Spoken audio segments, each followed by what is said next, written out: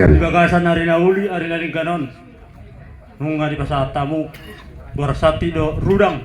Sehingga matutu sati maring sati matug, dia mu paparan niya putay sundi raja.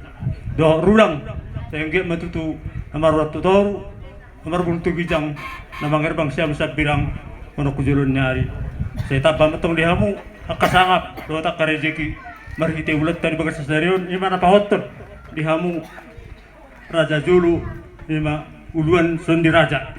Matutu. Jadi PT so tamulai tamaru kami mga luyalu tamat tadi bata asang giat di bagasan ulat ta sa dayon bardalat do tingkan jala sonang suara ribuan duk simpul anon di pasata mi luyalu tamat tadi bata las di sima hamu jongjong nalaho mau kaulat ta ima paherbang tangan so lima bawa nami di hamu bona suhut soti raja mau liate Amang pagdinami takkas dohamu takkasan nami dia kabarita panggabia parhorasa. Iya nama baik godang niupung tamahamu godang situlu-pulu-tulu.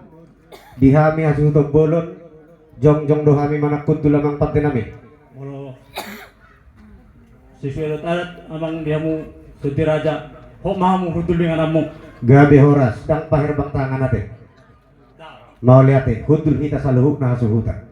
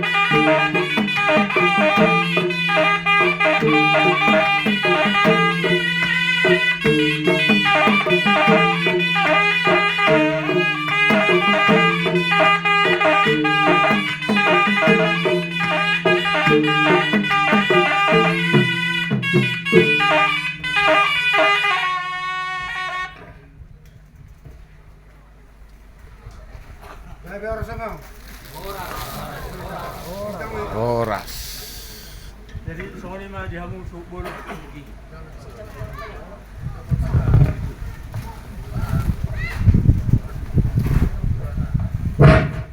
Jadi dinaung saat ada luta atau materi luta sadinggak tika di 2014 darion tamar rohon nami song kata situ itu nama tok baristang menapa gawe itu mutalu sitaduan ari muna matong gawe diamu peparannya putus dari sabungan imason diraja ala hok dah mu berkali mas baluluan batu tuh. tapula si bagating mainin dulu di pangiringan horas mato kamu nama ramaranggi nagawe uluan ni peparannya putar aja sila sabungan ima ditulpuk masoti asal mahot tamu marsiring-ringan Batu tuh. suruh satu peten di karas nunga sahat iba tu pahamu pahoton lima raja julu siat tulpuk masoti bagasan bilota sadarion hari naleheton saya matu gabian saat tukar horasan Batu tuh. gabi salah horas Mau lihat amang patinami jong mahita.